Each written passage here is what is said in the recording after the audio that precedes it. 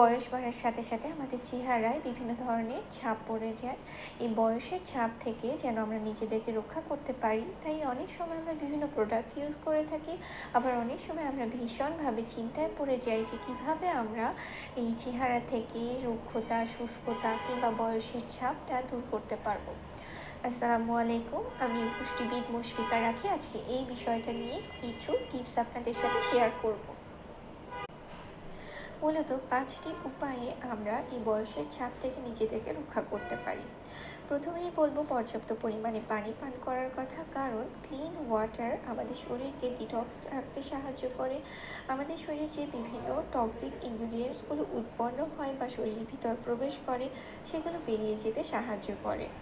এই কারণে আপনি যদি দৈনিক পর্যাপ্ত পরিমাণে পানি পান করেন, তাহলে অবশ্যই আপনার শরীর সতেজ থাকবে এবং বয়সের ছাপ থেকে আপনি রক্ষা পাবেন। দ্বিতীয়ত আসে রিচ অ্যান্টিঅক্সিডেন্ট সমৃদ্ধ খাবার। আমি অবশ্যই আমার পেশেন্টদেরকে বা সবাইকে আমি বলি যে খাবারের প্লেটটা হবে কালারফুল, অর্থাৎ সেখানে পুরো খাবারের প্লেটটাকে অর্ধেক পরিমাণে আপনি কালারফুল বিভিন্ন ধরনের শাক সবজি দিয়ে পূর্ণ করেন। গাজর, বিটরুট, মিষ্টি কুমড়া এগুলো কিন্তু অ্যান্টিঅক্সিডেন্ট সমৃদ্ধ সবজি, এবং আপনি যত বেশি কালারফুল সবজি দিয়ে আপনার খাবারের প্লেটটাকে পূর্ণ করবেন, তত কিন্তু অ্যান্টিঅক্সিডেন্ট সমৃদ্ধ খাবার আপনার শরীরে প্রবেশ করবে এবং আপনার শরীরকে সতেজ রাখতে সাহায্য করবে, রোগ প্রতিরোধ ক্ষমতা বৃদ্ধি করবে এবং বয়সের ছাপ বা বলিরেখা থেকে আপনার স্কিনকে রক্ষা করবে। বর্তমানকালে আমাদের খাদ্যাভ্যাস, আমাদের অ্যাক্টিভিটি লেভেল, আমাদের পারিপার্শ্বিক অবস্থা সব কিছু কিন্তু আমাদের শরীরের উপর নানাভাবে ইফেক্ট ফেলছে। তার মধ্যে অন্যতম হচ্ছে 25 থেকে 30 বছর বয়স হয়ে গেলে নারী পুরুষ উভয়েরই কোলাজেন সিনথেসিস বন্ধ হয়ে যেতে পারে, যে কারণে আমাদের ত্বকে বয়সের ছাপ বা বলিরেখা দেখা যায়। অবশ্যই যদি আমরা ভিটামিন সি সমৃদ্ধ খাবার আমাদের খাদ্য তালিকায় রাখি, এছাড়াও যদি বিভিন্ন ধরনের মাছ অর্থাৎ সামুদ্রিক মাছ যদি আমাদের খাদ্য তালিকায় থাকে, সেটা কিন্তু আমাদের এই বয়সের ছাপ থেকে বা বলিরেখা থেকে রক্ষা করবে, কোলাজেন সিনথেসিসটাকে সক্রিয় রেখে।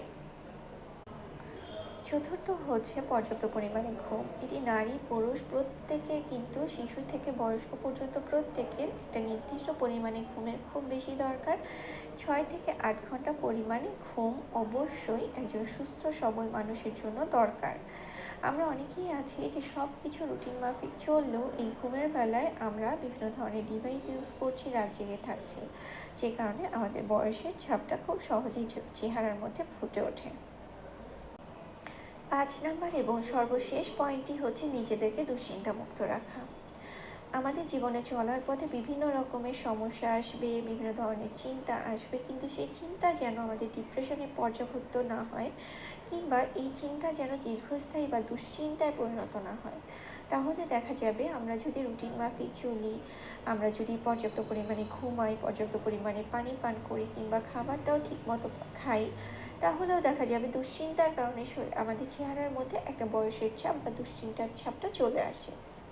তাই এই দুশ্চিন্তা থেকে মুক্ত রাখার জন্য আমাদেরকে বিভিন্ন ধরনের মেডিটেশন, এক্সারসাইজ থেকে শুরু করে প্রয়োজন বোধে কনসালটেন্টের পরামর্শ নিয়ে আমাদেরকে চলতে হবে।